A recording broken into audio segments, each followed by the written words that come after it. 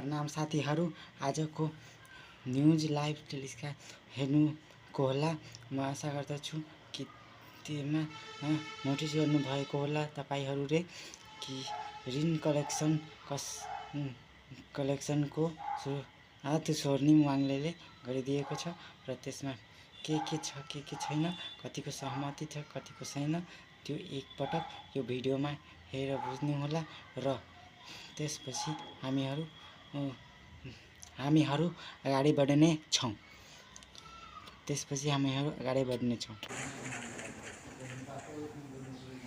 मान्य सदस्यहरू, अब मान्य अर्थमन्त्री डाक्टर स्वर्णिम वाग्लेलाई राष्ट्र ऋण उठाउने विधेयक 2083 माथिको दबावमा छलफल सदनमा गरियोस् भन्ने प्रस्ताव प्रस्तुत गर्न अनुमति दिन्छु।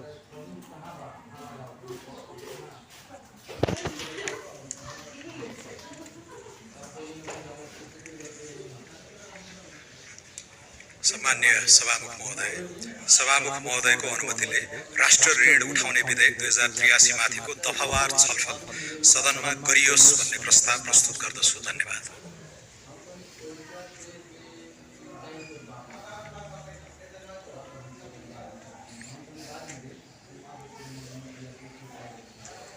मान्य सदस्यहरू, अब उक्त प्रस्तावलाई निर्णयार्थ प्रस्तुत गर्दछु। यो प्रस्तावको पक्षमा हुने मान्य सदस्यहरूले हुन्छ भन्नुहोला र यसको विपक्षमा हुने मान्य सदस्यहरूले हुन्न भन्नुहोला। यो प्रस्तावको पक्षमा हुने मान्य सदस्यहरूले हुन्छ भन्नुहोस्। यसको विपक्षमा हुने मान्य सदस्यहरूले हुन्न भन्नुहोस्। हुन्छ भन्ने पक्षका मान्य सदस्यहरूको बहुमत भएकोले उक्त प्रस्ताव बहुमतले स्वीकृत भएको घोषणा गर्दछु। मान्य सदस्यहरू, अब राष्ट्र ऋण उठाउने विधेयक 2083 माथिको दफावार छलफल प्रारम्भ हुन्छ। उक्त विधेयकमाथि 3वटा संशोधनको सूचनाहरू प्राप्त हुन आएको ब्यौरा समेत जानकारी गराउँदछु।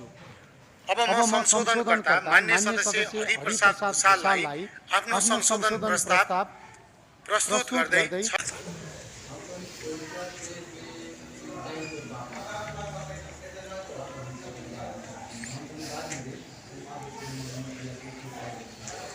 मान्य सदस्यहरू, अब उक्त प्रस्तावलाई निर्णयार्थ प्रस्तुत गर्दछु।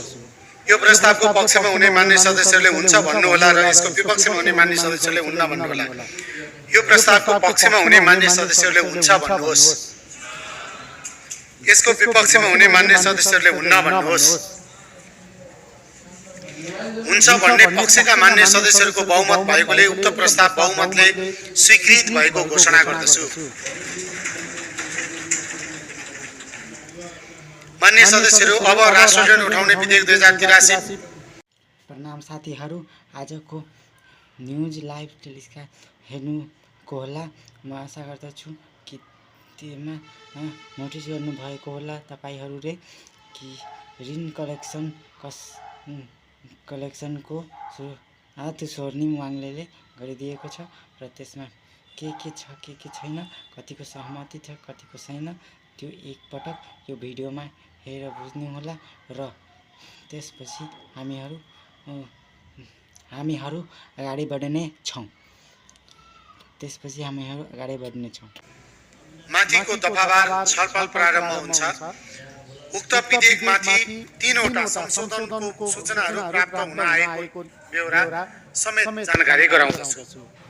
अब म संशोधनकर्ता मान्य सदस्य हरिप्रसाद भुषाललाई आफ्नो संशोधन प्रस्ताव प्रस्तुत गर्दै छलफलमा भाग लिन समय अनुमति दिन्छु। समय 5 मिनेट।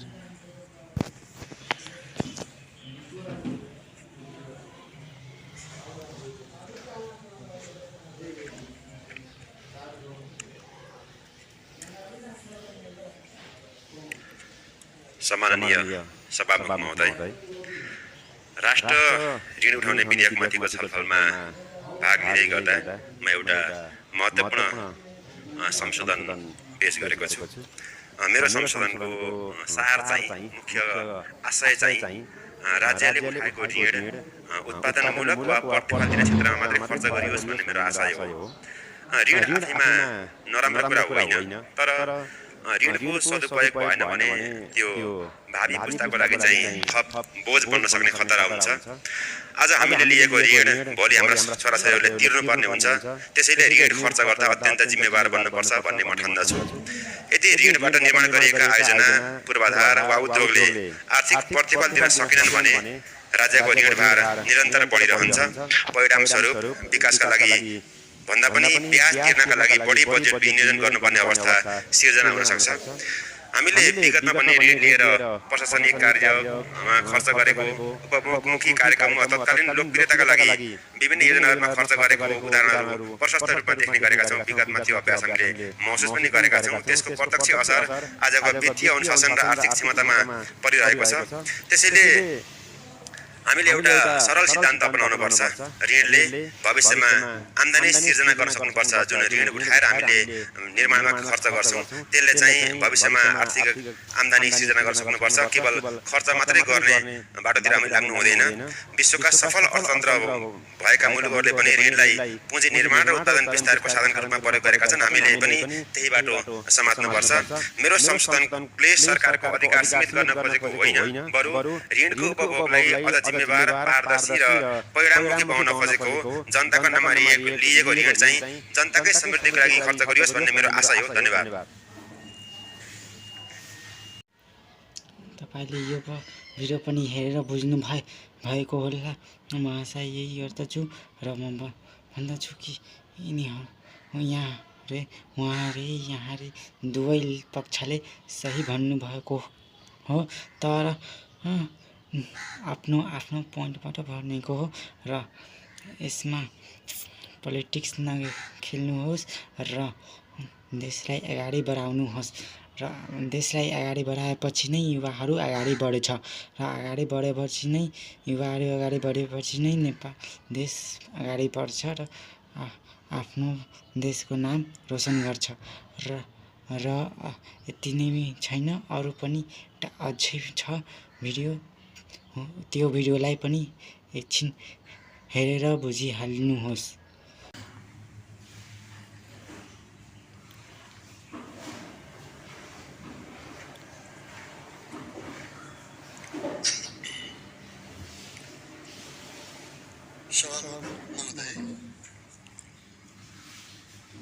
हामी एउटा यस्तो डाइलेमामा छौँ कि नेपालको ब्याङ्क तथा वित्तीय संस्थाहरूमा पैसा थुप्रेको छ, तर त्यसलाई माग गरेर इन्भेस्टमेन्ट लाउनेहरूको आपूर्तिले आफ्नो माग आफै सृजना गर्छ भनेर भन्थ्यो। तर अहिले नेपालको अवस्था एकदमै फरक छ र यसको ग्राभिटी कस्तो छ भन्दाखेरि नेपाल राष्ट्र ब्याङ्कको पछिल्लो बुलेटिनलाई हेर्दा पनि थाहा हुन्छ। ब्याङ्क तथा वित्तीय संस्थाको वार्षिक बिन्दुगत आधार निक्षेपको वृद्धि दर 16% छ। निजी क्षेत्रमा प्रभावित कर्जाको वृद्धि दर 6.7% रहेको छ र ब्याङ्कको तपाईँको चाहिँ ब्याज दर ऐतिहासिक रूपमा कम 2.7 झरेको छ, तर इन्भेस्टमेन्ट डिमान्ड छैन र त्यही कारणले गर्दाखेरि यो कृषिको तथा उद्योगको चाहिँ जिडिपीको कन्ट्रिब्युसन हेऱ्यो भने यो एक दशकदेखि त्यो चाहिँ डिक्रिजिङ घटिरहेको छ र यसले के देखाउँछ भन्दाखेरि चाहिँ कर्जा प्रवाहभन्दा बढी डिपोजिट जम्मा भएको कारणले गर्दाखेरि नेपालको ब्याङ्क तथा वित्तीय संस्था र राष्ट्र ब्याङ्कको लागि चाहिँ यो बचत तरलता नै एउटा बर्डन हुन थालेको छ। यसलाई चाहिँ हामी लिक्विडिटी ट्र्याप भनेर भन्छौँ। अब यो हामी यस्तो अवस्था पुगेको छौँ, तर के हामी यो डेब्टको चाहिँ तपाईँको डेन्जर जोनमा पुग्यौँ त भन्दाखेरि अहिले त्यस्तो भन्ने अवस्था छैन। किनभने पब्लिक डेब्ट र जिडिपीको नेपालको रेसियो चाहिँ के अरे 48.10% छ। त्यसको मतलब हामी त्यहाँ पुगेको छैनौँ।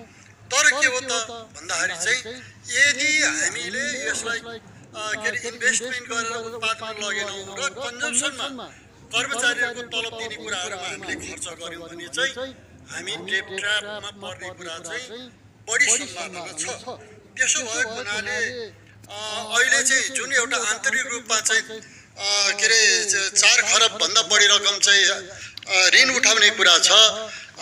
मेरो के प्रस्ताव छ भने यहाँ ओभरड्राफ्ट लियोस् अथवा ट्रेजरी बिल, विकास ऋण पत्र या नागरिक बचत पत्र यो सबैले के अरे ब्याङ्कमा भएको स्रोत र नागरिकहरूको हातमा भएको स्रोत नै खिच्ने हो।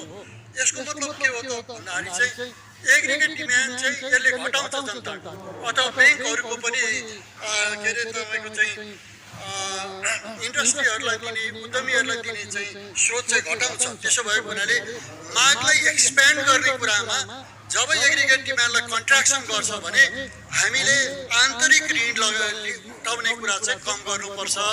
त्यसो भएर मेरो पहिलो लजिक र माग के हो त भन्दाखेरि अर्थमन्त्रीज्यूले यसलाई कन्सिडर गर्नुहोस् र कम्तीमा 50% अहिले जुन आन्तरिक ऋण उठाउने छ त्यसलाई घटाउँ भन्ने मेरो एउटा प्रस्ताव। बरु मेरो सल्लाह के छ भन्दाखेरि चाहिँ यस्तो अवस्थामा हामीले किन्सियन थ्योरी अथवा तपाईँको न्यू क्लासिकलहरूको उदाहरण लिँदा पनि हामी के देख्छौँ भन्दाखेरि चाहिँ बाह्य ऋण सस्तो पनि हुन्छ, दीर्घकालीन पनि हुन्छ।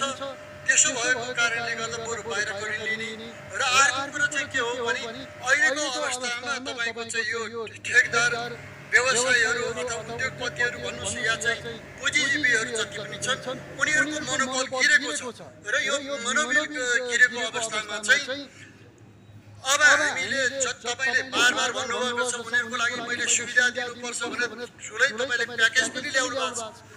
तर के हो त भन्दा यो बजेट आइसकेपछि दुईटा कुरा त आउनु पर्थ्यो। एउटा क्यापिटल मार्केट मजाले बढ्नु पर्थ्यो, हामीले त्यो पनि देखेनौँ। अर्को चाहिँ के हो भने एउटा ऋणको के अरे त्यो जुन इकोनोमिक एक्टिभिटी चाहिँ बढेर जानु पर्थ्यो त्यो पनि देखिएको छैन।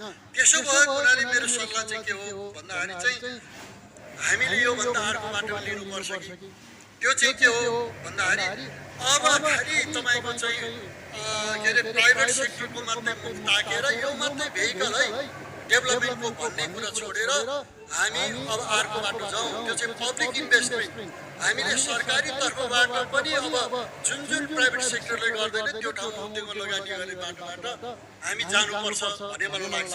त्यसो भएको हुनाले मेरो तर्क